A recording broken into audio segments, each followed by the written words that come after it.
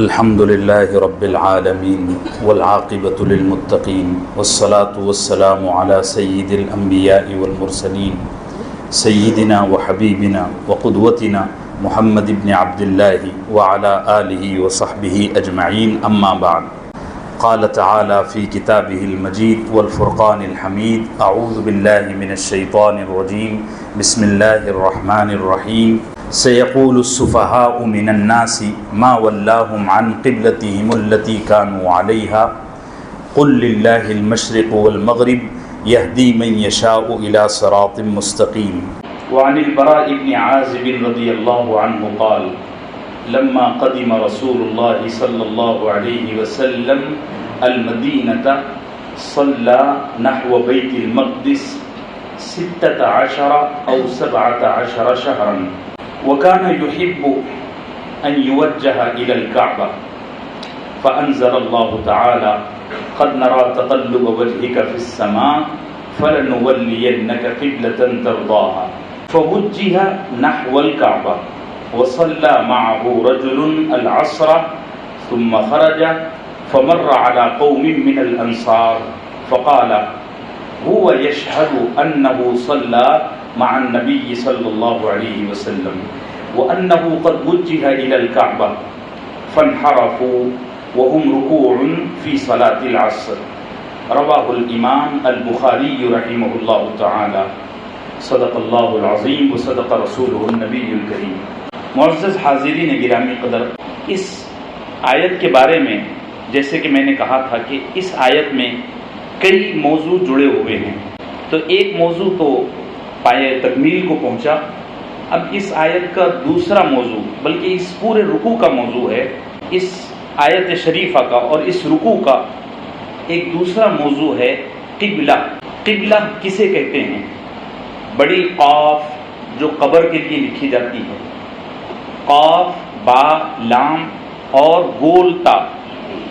قبلہ، قبلہ کا کیا مطلب ہے؟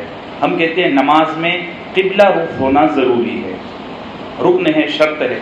تو قبلہ کسے کہتے ہیں؟ اس لفظ کا معنی کیا ہے؟ قبلہ کہتے ہیں اس جہت اور اس سمت کو جس کی طرف اپنا چہرہ کیا جائے، وہ قبلہ ہے. میں یہ لفظ کا معنی بتا رہا ہوں. قبلہ کسے کہتے ہیں؟ وہ جہت، وہ سمت، ہندی میں کہیں گے وہ دشا اور انگلش میں ڈائریکشن. وہ ڈائریکشن جس طرف رخ کر کے آدمی کوئی کام انجام دے. قبلے سے مراد وہ قبلہ نہیں کعبہ، ابھی میں لفظ کو سمجھا رہا ہوں. تو قبلہ کہتے ہیں ایسی جہت، ایسی سمت، ایسی دشا اور ایسی ڈائریکشن جس کی طرف منہ کر کے کوئی کام انجام دیا جائے. یہ قبلے کا لفظی معنی ہوا. اسلام ہی نہیں بلکہ ہر مذہب میں، چاہے وہ مذہب آسمانی ہو یا غیر آسمانی، جیسے پارسی مذہب ہے یا مشرق مذہب ہے، ہر مذہب میں عبادت کو ادا کرتے وقت کوئی نہ کوئی قبلہ اور کوئی نہ کوئی رخ، دشا اور سمت متعین ہر مذہب میں. اسلام نے بھی اس کی ضرورت کو محسوس کرتے ہوئے اہل ایمان کا ایک قبلہ اور ایک رخ طے کیا ہے. اچھا، اس کی کیا ضرورت ہے؟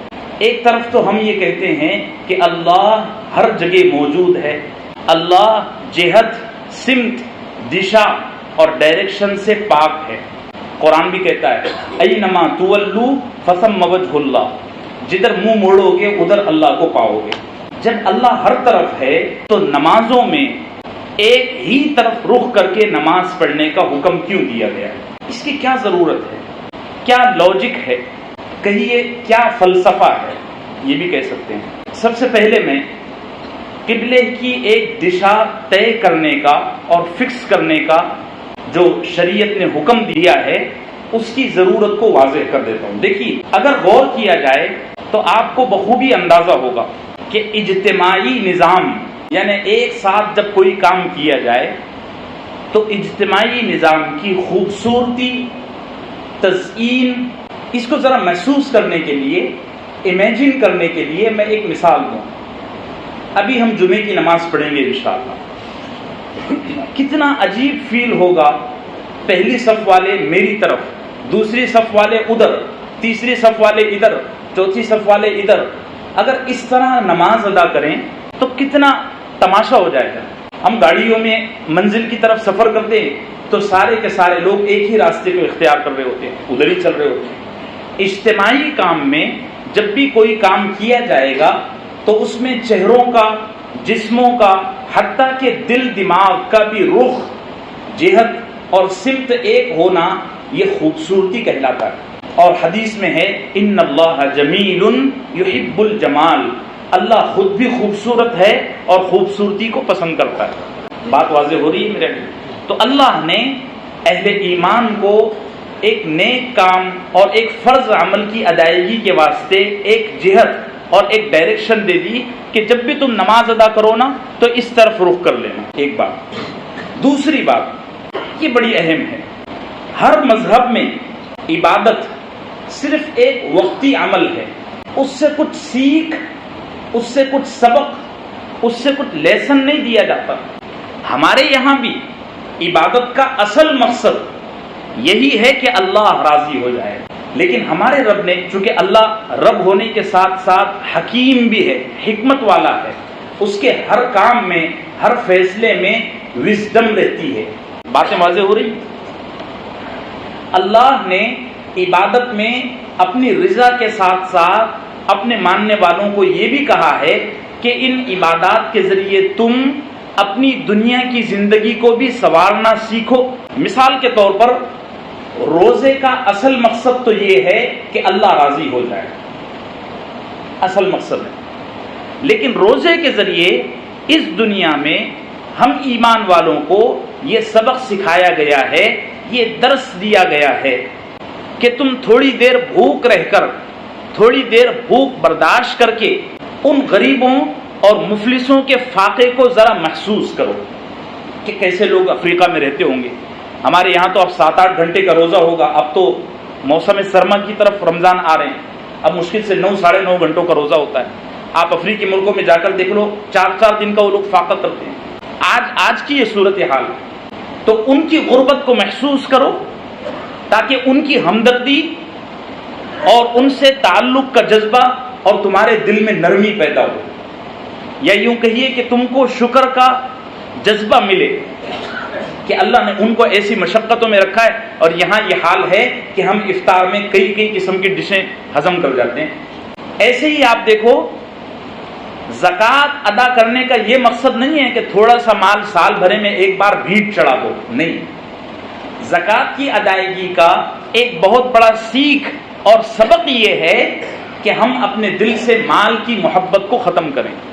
اصل مقصد تو یہی ہے کہ اللہ راضی ہو جائے، لیکن کنجوسی، بخل، یہ وہ صفات ہیں جو انسان کو اللہ کی نظر سے تو دور، خود اس کے بہن بھائیوں کی نظر سے بھی گرا دیتی ہے۔ آپ دیکھو نا، کنجوس لوگوں سے بات کرنے کا دل نہیں ہوتا ہے کہ نہیں ایسا؟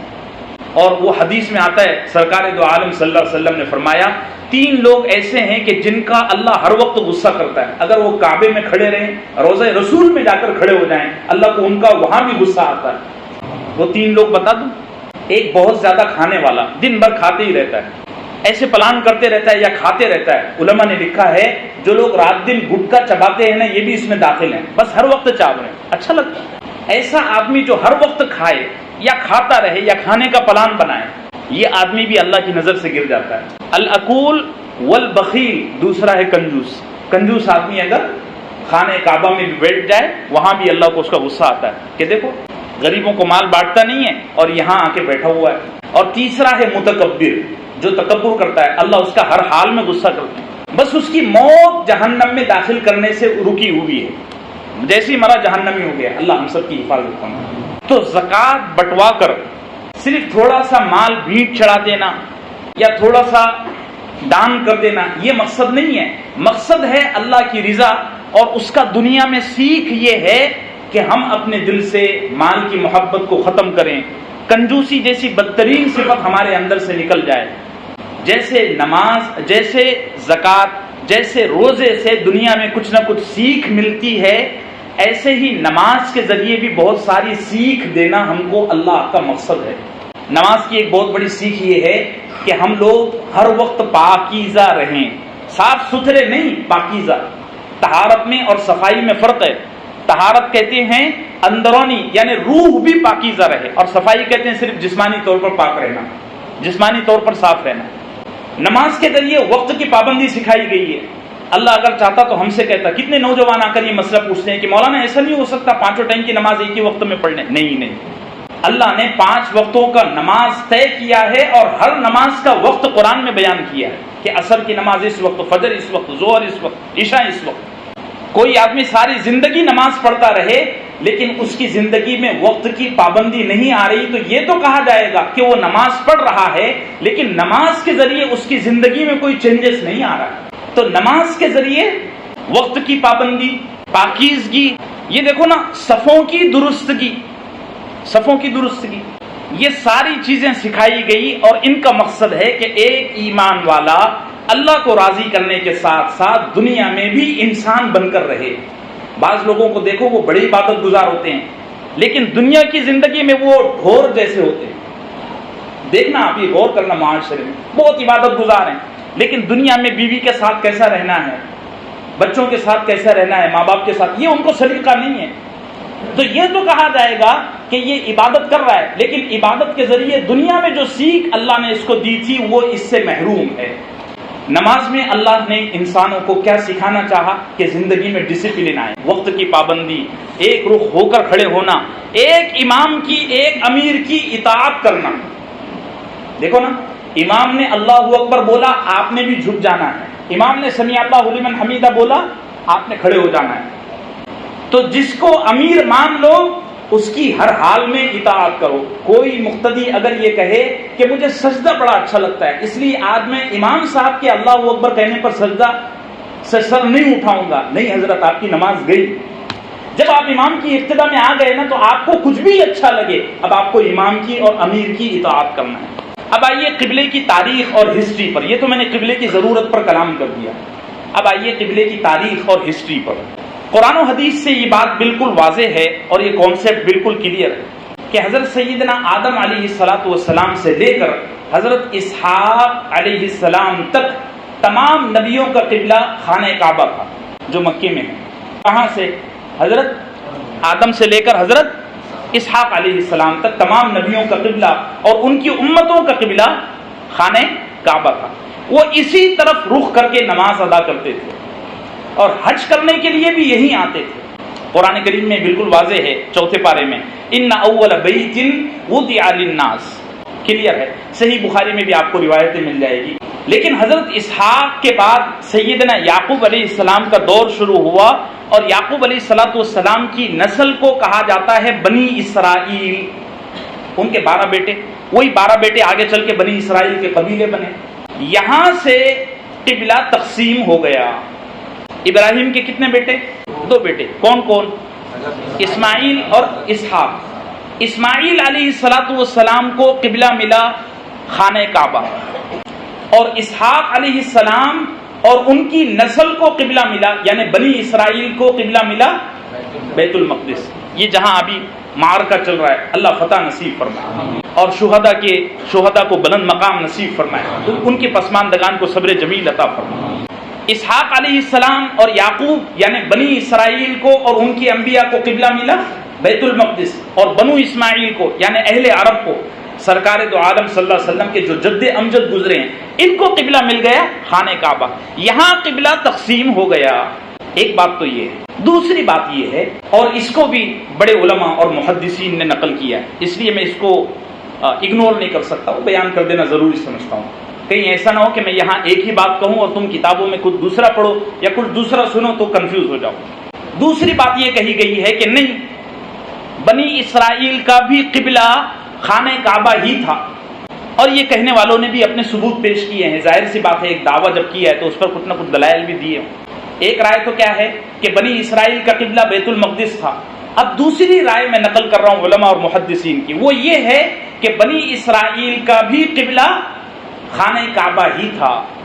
تیسری رائے وہ یہ ہے کہ بنی اسرائیل کا قبلہ تھا تو بیت المقدس، لیکن وہ انبیاء اور ان کی امتیں جیسے موسیٰ، عیسیٰ، یوشع، داؤد، سلیمان، زکریا، یحییٰ، یہ سارے کے سارے جو بنی اسرائیل کے انبیاء تھے، ان کو قبلہ تو مل گیا تھا بیت المقدس، لیکن یہ سارے انبیاء اپنی نمازوں میں، اپنی عبادتوں میں دو قبلوں کو جمع کرتے تھے. یعنی نماز کے وقت یہ سارے نبی ایسا طریقہ اپناتے تھے کہ بیت المقدس کا بھی رخ ہو جائے اور خانہ کعبہ کا بھی رخ ہو جائے.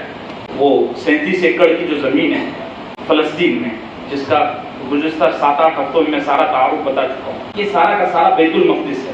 بیت المقدس کی اس سمت میں خانہ کعبہ مکہ اور یہاں خانہ کعبہ.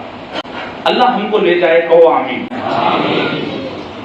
بنی اسرائیل کے جو انبیاء گزرے ہیں، میں ان کی تعداد شمار کرواتا ہوں 4000. بنی اسرائیل میں 4000 نبی گزرے ہیں. یہ 4000 نبی اللہ کے حکم سے اپنی نمازوں میں رخ تو کرتے تھے بیت المقدس کا، لیکن رخ کرتے وقت وہ ایسا طریقہ اپناتے تھے کہ خانہ کعبہ کا بھی رخ ہو جائے اور بیت المقدس کا بھی. یعنی ایک وقت میں دو قبلے جمع ہو جائیں. یہ چیز کو سمجھو، آگے بھی آپ کو اس میں مدد ملے گی. اگر یہ سمجھ گئے نا، آگے بھی ایک اور موٹا مسئلہ آ رہا ہے اس سے جڑا ہوا ہمارے نبی کا بھی، وہ بھی آپ کو سمجھ میں آ جائے گا. اس کی دلیل کیا ہے؟ اللہ اگر ہم کو لے جائے، اور لے جائے انشاءاللہ، گو آمین، اور فاتحانہ لے جائے. بیت المقدس میں آپ دیکھو کہ فلسطین میں کہ یہ جو پورا بیت المقدس ہے، اس کے بیسمنٹ میں 3-3.5 سال پرانا ایک اسٹرکچر ہے، اور وہ اسٹرکچر بنایا ہوا ہے حضرت سیدنا سلیمان بن داؤد علیہ السلام کا. انہوں نے جو ہیکل سلیمانی بنایا تھا، جس کو قرآن نے مسجد اقصیٰ کا نام دیا ہے، اسی مسجد اقصیٰ کے اسٹرکچر میں آپ دیکھیں گے کہ ایک جگہ ہے محراب زکریا. یعنی حضرت زکریا علیہ السلام جو بنی اسرائیل کے ایک نبی گزرے ہیں، انہوں نے اپنی عبادت کے واسطے مسجد اقصیٰ میں ایک جگہ خاص کر لی تھی، اسپیشل کر لی تھی. جیسے رمضان میں اعتکاف میں لوگ بیٹھتے ہیں، ایک کونا پکڑ لیتے ہیں، ایسی حضرت زکریا علیہ السلام نے ایک جگہ خاص کر لی تھی. قرآن میں 3 پارے میں اس کا ذکر ہے، سورہ آل عمران میں، کہ حضرت زکریا ہمیشہ وہی عبادت کرتے تھے. وہ آج بھی ویسا کا ویسا ہی ہے، یعنی جیسا زکریا کے زمانے میں تھا وہ آج بھی ویسا ہی ہے. اس محراب کا جو رخ ہے، اس محراب کا جو قبلہ ہے، وہ کدھر ہے؟ خانہ کعبہ کی طرف. ایک بات، ایک ثبوت. دوسرا ثبوت یہ ہے کہ عیسیٰ علیہ السلام کی جو امی جان تھی، کون؟ حضرت مریم. آپ کو پتا ہوگا ان کے باپ نے، ان کے والد نے حضرت مریم کو مسجد اقصیٰ کی خدمت کے لیے وقف کر دیا. ان نے دعا کی تھی کہ اے اللہ، اگر تو مجھے اولاد دے گا تو میں اس گھر کی خدمت کے لیے اس کو وقف کر دوں گا. اب تو کوئی ایسا ہوتا نہیں، اب تو سب کو ڈاکٹر اور دس از اور دیٹ از بنانا ہے نا اپنے بچوں کو. ہم اپنے بچوں کو کبھی نہیں بولتے کہ مسجد میں بیٹا جھاڑو لگا دیا کرو. سب کو امریکہ میں کامیابی نظر آ رہی ہے. انہوں نے دعا کی کہ اللہ اگر میرے کو اولاد ملی تو میں اپنے بچوں کو مسجد اقصیٰ کے لیے وقف کرتا ہوں. اتفاق یہ ہوا کہ بیٹا تو نہیں ہوا، بیٹی ہو گئی. تو انہوں نے اپنے وقت کے علماء سے مشورہ کیا کہ کیا کرنا. علماء نے کہا کیا حرج ہے اس میں، بیٹی کو مسجد میں رکھو. چنانچہ انہوں نے حضرت مریم علیہ السلام کو مسجد اقصیٰ میں ایک کمرہ بنایا، چونکہ بیٹی کا معاملہ تھا نا، پردہ بھی مسئلہ ہے. تو انہوں نے اپنی بیٹی کو مسجد اقصیٰ میں ایک کمرہ بنایا. سورہ مریم میں اس کا ذکر ملتا ہے پہلے رکوع میں. جمعے کے بعد قرآن کا ترجمہ بھی پڑھ لو گے سمجھ میں آ جائے. وَاذْكُرْ فِي الْكِتَابِ مَرْيَمَ إِذِ انْتَبَذَتْ مِنْ أَهْلِهَا مَكَانًا شَرْقِيًّا. انہوں نے مشرقی جانب ایک چھوٹا سا کمرہ بنایا اور اسی میں عبادت کرتی تھی. وہ کمرہ آج بھی موجود ہے اور اس کا قبلہ بھی خانہ کعبہ کی طرف. یہ دو ثبوت ہوئے. تیسرا ثبوت، سرکار دو عالم صلی اللہ علیہ وسلم جب معراج میں تشریف لے گئے، سنن نسائی میں بڑی طویل حدیث ہے، تو آپ نے وہاں تمام انبیاء کی، سب معلوم ہے تم کو، تمام انبیاء کی امامت فرمائی. اس امامت کے وقت بھی قبلہ بولو خانہ کعبہ کی طرف تھا. اور وہ محراب بھی آج تک جیسا کا ویسا ہی ہے. اللہ اس کو سلامت رکھے. حالانکہ سرکار کے معراج کے وقت وہ مسجد اقصیٰ مسلمانوں کے کنٹرول میں نہیں تھی، وہ تو حضرت عمر کے دور میں ہوئی نا فتح. اس وقت بھی قبلہ کدھر تھا؟ خانہ کعبہ کی طرف. زکریا کے زمانے میں بھی قبلہ کدھر تھا؟ خانہ کعبہ کی طرف. مریم کے زمانے میں بھی قبلہ کدھر تھا؟ خانہ کعبہ کی طرف. یہ ساری چیزیں بتاتی ہیں ایک بات تو اس سے یہ پروف ہوتی ہے کہ بنی اسرائیل کے نبیوں کا قبلہ بھی خانہ کعبہ ہی تھا، جو اوپر میں نے پہلی رائے پیش کیا۔ دوسری بات یہ پتہ چلتی ہے، جو ابھی بتا رہا ہوں، سمجھا رہا ہوں، کہ بنی اسرائیل کے انبیاء کو قبلہ تو مل گیا تھا بیت المقدس کے، یہ تمہارا الگ ہو گیا، لیکن بنی اسرائیل کے نبیوں کو بھی دوسرے نبیوں کی عظمت تھی نا، اپنے باپ آدم، ادریس، شیس وغیرہ وغیرہ، اور ابراہیم اور اسحاق، یہ بھی تو ان کے دادے پردادے تھے۔ انہوں نے سوچا کہ ہم کو جب ایک آزاد اختیار مل گیا ہے تو کیوں نہ ہم ایسا طریقہ اختیار کریں جس میں دونوں بھی چیزیں شامل ہو جائیں۔ وہ ایک وقت میں بیت المقدس کا بھی رخ کرتے تھے اور اسی وقت میں خانہ کعبہ کا بھی رخ کرتے تھے۔ یہ جو میں نے ساری تفصیلات آپ سے عرض کیا ہوں، یہ امام قرطبی نے امام ابو العالیہ رحمۃ اللہ علیہ سے نقل کیے، اور اس کے دلائل بڑے تفصیلی۔ قبلہ تو بنی اسرائیل کا بیت المقدس ہی تھا، یہ تو بات کنفرم ہے، لیکن وہاں کے انبیاء اور بنی اسرائیل کے نبی نمازوں میں اور دیگر عبادات میں اپنی جب عبادات کو ادا کرتے نا تو رخ کدھر کرتے تھے؟ خانہ کعبہ کی طرف۔ ایک بات، حضرت نبی کریم صلی اللہ علیہ وسلم کی جب بعثت ہوئی تو معراج میں آپ کو نماز دی گئی۔ معراج کے سفر سے جب آپ واپس آئے تو آپ نے نماز ادا کرنا شروع کی۔ اب جب آپ نے نمازیں ادا کرنا شروع کی تو آپ کا رخ کیا ہوتا تھا؟ یہاں بھی دو باتیں۔ ایک بات تو یہ ہے کہ معراج کے فوراً بعد سرکار دو عالم صلی اللہ علیہ وسلم مسجد اقصی کی طرف رخ کر کے نماز ادا کرتے تھے۔ دوسری بات کہ معراج کے بعد جب آپ نمازیں ادا فرماتے تھے تو مسجد اقصی کی طرف رخ کر کے نہیں بلکہ کعبے کی طرف رخ کر کے نماز ادا کرتے تھے۔ لیکن جب ہجرت کر کے مدینہ گئے تو مدینہ منورہ میں آپ کا قبلہ بولو بولو بیت المقدس بن گیا۔ تو معراج کے فوراً بعد آپ کو قبلہ ملا خانہ کعبہ، لیکن ہجرت کر کے جب آپ مدینہ منورہ چلے گئے تو خانہ کعبہ ختم ہو گیا اور مسجد اقصی کی طرف رخ کر کے نماز پڑھنے کا حکم آ گیا۔ ایک تیسری بات اور ہے، وہ یہ ہے کہ نہیں، سرکار دو عالم صلی اللہ علیہ وسلم کو مکہ مکرمہ میں بیت المقدس کا ہی حکم تھا، کعبے کا نہیں تھا۔ کائے کا حکم تھا؟ بیت المقدس کا۔ لیکن خود آقا صلی اللہ علیہ وسلم ایسا طریقہ اپناتے تھے کہ خانہ کعبہ کا بھی رخ ہو جائے اور مسجد اقصی کا بھی۔ وہی بات جو بنی اسرائیل کے نبی کرتے تھے وہی ہمارے نبی صلی اللہ علیہ وسلم بھی کرتے تھے، کہ مثال کے طور پر خانہ کعبہ کی اس سمت میں مسجد اقصی ہے تو آقا صلی اللہ علیہ وسلم نماز میں یہاں کھڑے ہوتے تھے، یہاں نہیں یہاں نہیں یہاں نہیں بلکہ یہاں کھڑے ہوتے تھے۔ ایسا کیوں کرتے تھے؟ ایسا اس لیے فرماتے تھے کہ خانہ کعبہ بھی بیچ میں رہے اور بیت المقدس بھی۔ مسئلہ کب ہوا؟ جب آپ ہجرت کر کے مدینہ منورہ چلے گئے۔ سرکار دو عالم صلی اللہ علیہ وسلم جب مدینہ منورہ گئے نا تو مدینے میں مسئلہ یہ کھڑا ہو گیا کہ مسجد نبوی کا رخ یعنی مدینے کا جو لوکیشن ہے، آپ اس کو گوگل پہ دیکھ لو، مدینہ منورہ کا رخ اور لوکیشن ایسا ہے کہ کسی بھی سمت میں دو چیزیں جمع نہیں ہو سکتی۔ مکے میں تو جمع ہو جا رہا تھا، یعنی خانہ کعبہ بھی اور بیت المقدس بھی، مدینے میں یہ نہیں ہو سکا۔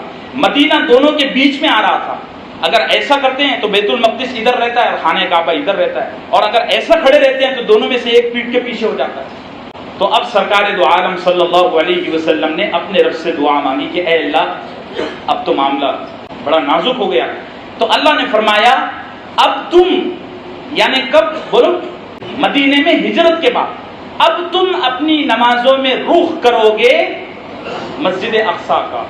یہ کہنے والوں کی دلیل ہے صحیح بخاری کی وہ حدیث جس کو میں پیش کر چکا ہوں۔ انہوں نے بڑی لطیف اور بڑی مضبوط دلیل لائی ہے۔ ایک تو صحیح بخاری کی روایت ہونے اوتھینٹسٹی کے اعتبار سے بہت مضبوط ہے، دوسری بات اس کے جو الفاظ ہیں وہ بھی بتا رہے ہیں کہ بات ویسی ہی ہے جیسی کہی جا رہی ہے۔ وہ یہ ہے کہ الفاظ آتے ہیں لما قدیم المدینہ، کہ جب آقا صلی اللہ علیہ وسلم مدینہ تشریف لائے۔ الفاظ کیا ہیں؟ جب یہ ایسا ہی ہے جیسے میں کہوں جب میں اس مسجد میں آیا تب میرا یہ کام ہو گیا۔ جب یعنی شروعات بتائی جا رہی ہے نا، اگر تو پہلے سے ہی قبلہ بیت المقدس ہوتا تو حدیث کا جو راوی ہے سیدنا براء ابن عازب رضی اللہ عنہ وہ یہ نہ کہتا کہ مدینہ آنے کے بعد یہ ہوا ہے۔ مدینہ جانے کے بعد آقا صلی اللہ علیہ وسلم کے بارے میں کہا جا رہا ہے کہ آپ نے بیت المقدس کی طرف رخ کر کے 17 مہینے نمازیں ادا فرمائی۔ امید ہے آپ کو ساری چیزیں سمجھ میں آ گئی ہوگی، ٹھیک ہے؟ واضح ہو گیا؟ دوسرے موضوع کی طرف متوجہ ہوتے ہیں، وہ یہ ہے کہ مسجد اقصی سے خانہ کعبہ کی طرف رخ کو کیوں پھیرا گیا؟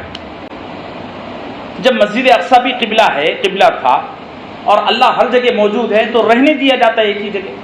یہ کیا مسئلہ ہے کہ اتنی ہیرا پھیری ہو رہی ہے؟ ارے بھی یہ سوال اٹھتا ہے کہ نہیں اٹھتا ہے؟ یہ میں اس لیے کہہ رہا ہوں اصل میں کہ آج کل مسجد اقصی کا مسئلہ چل رہا ہے میڈیا پر بھی، اور ہمارے یہ جو ایجوکیٹڈ بچے ہیں وہ اس کو سمجھا نہیں پاتے، اور غیر مسلم بھی اس طرح کے سوالات اب اٹھا رہے ہیں، ان کو بھی شعور آ گیا ہے نا۔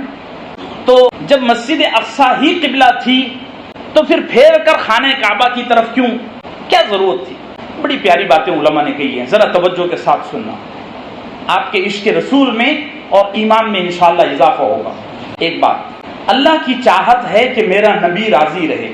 او ہو، ذرا تھوڑی دیر کے لیے عاشق بن جاؤ۔ کیا بن جاؤ؟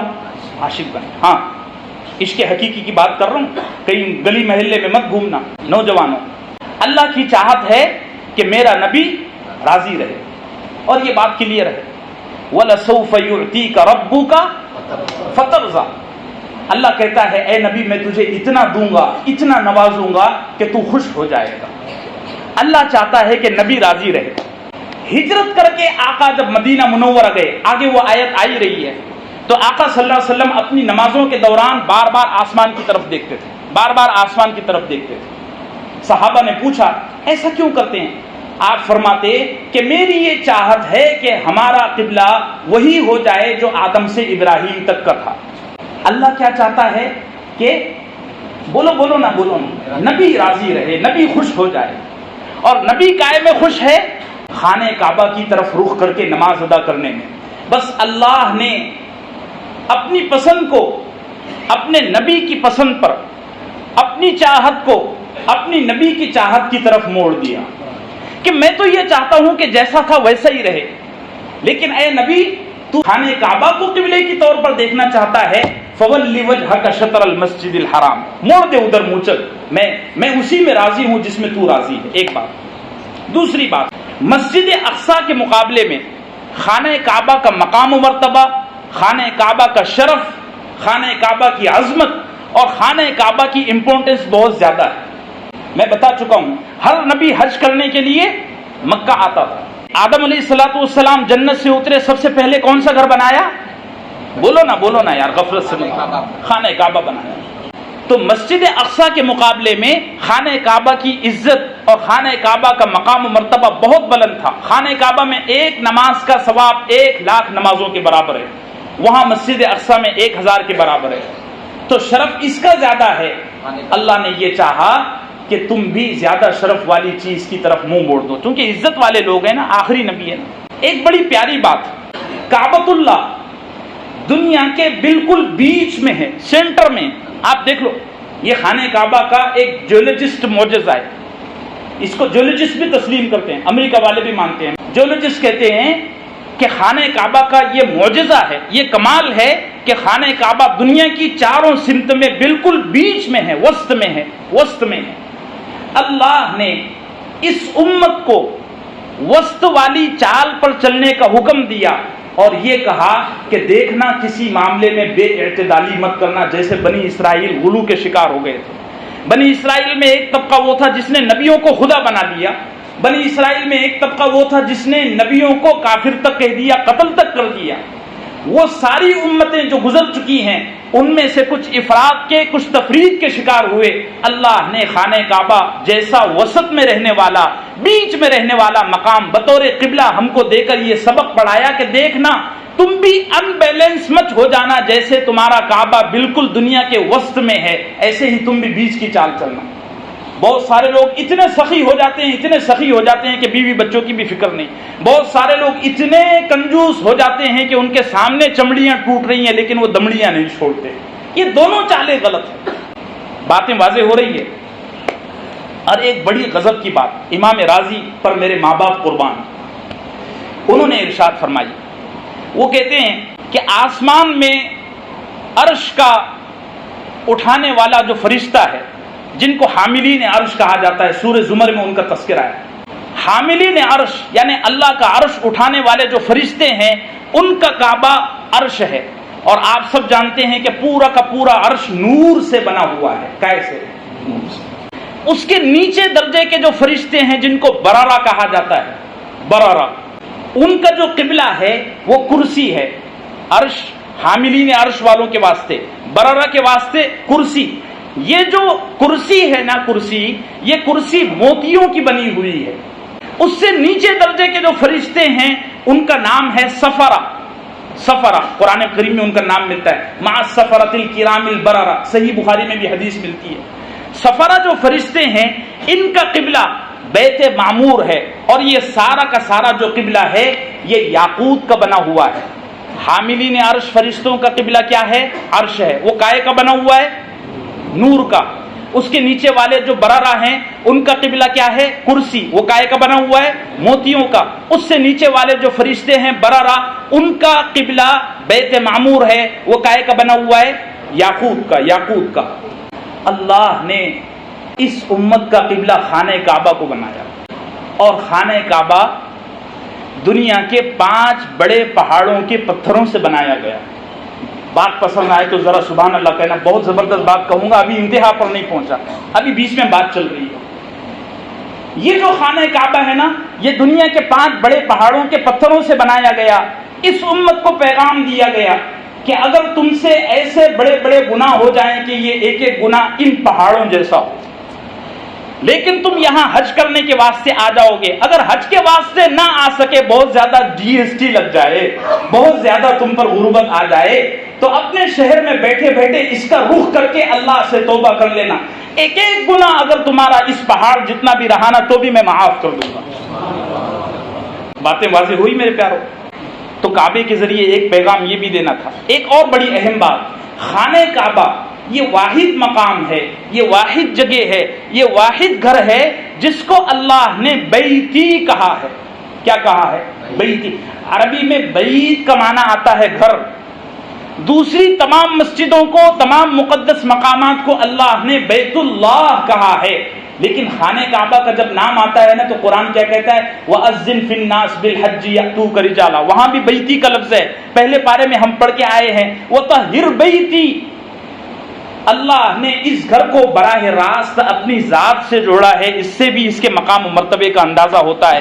اسی لیے اللہ نے اس امت کو حکم دیا کہ نماز جب پڑھو تو کدھر؟ بیت اللہ کی طرف رخ کر. اب آئیے اگلی بات.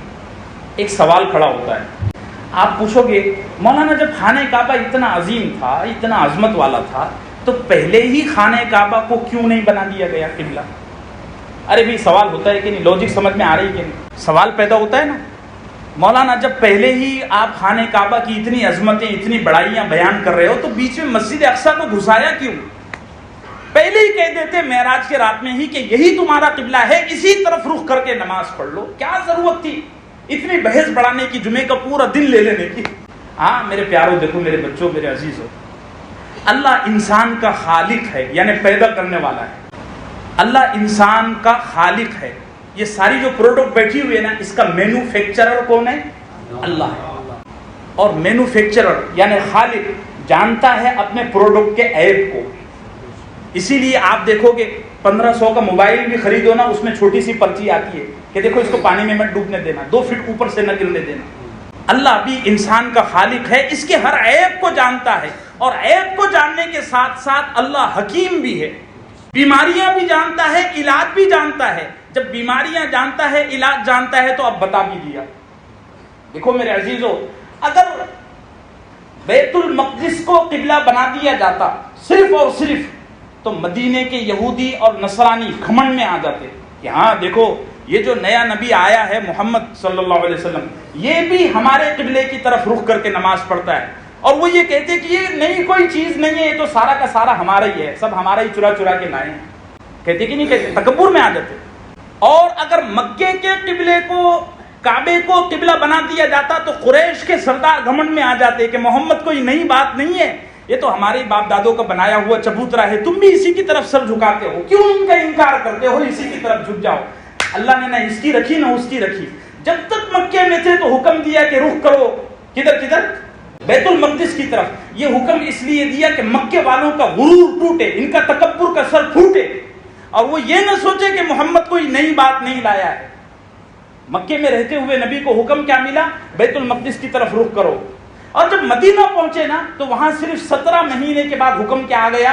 مسجد اقصی سے اپنا رخ موڑ لو قبلے کی طرف، خانہ کعبہ کی طرف. اس کا بھی تکبر ٹوٹ گیا، اس کا بھی تکبر ٹوٹ گیا، دونوں بیچ میں آ گئے.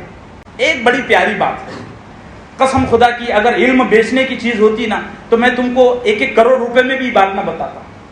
اتنی قیمتی بات اب بتانے لگا ہوں. انسان کی ایک بیماری تکبر ہے، جس کے بارے میں بتا چکا ہوں. ایک بیماری ہے تعصب. تعصب کس کو بولتے ہیں معلوم ہے؟ میں بڑا، میرا کام بڑا، دوسرا کچھ نہیں. یہ بہت بڑا فتنہ ہے، اور اس زمانے میں فتنہ پورے عروج پر ہے. صرف ہمارے بزرگ، اور یہ فتنے میں دیندار مبتلا ہیں، یہ بھی بات یاد رکھو. صرف ہمارے بزرگ اور تمہارے بزرگ کچھ نہیں. ہمارا کام اور تمہارا کام بولے تو کان کی عیاشی. سبحان اللہ کہو یار، کیا ظلم و ستم ہے. ہاں کام تو بس ہم کر رہے ہیں جی، تم تو بس بیٹھے ہوئے ہیں گادیوں پر. اوہو، تعصب اسی کو کہتے ہیں. میں بڑا، میرے بڑے، باقی سب گدھے. ہمارے یہاں برہمنوں کی جو سوچ ہے، میرا خاندان بڑا. نبی صلی اللہ علیہ وسلم کی صفت تھی قرآن کریم میں، اب تک 20 مقامات پر یہ گزر چکا ہے. نبی صلی اللہ علیہ وسلم کی صفت تھی وَهُوَ الْحَقُّ مُصَدِّقٌ لِمَا مَعَكُمْ. یہ جو نبی ہے نا محمد صلی اللہ علیہ وسلم، یہ نبی ایسا نہیں ہے جو صرف اپنوں کو اور اپنے آپ کو ہی بڑا کہتا ہو.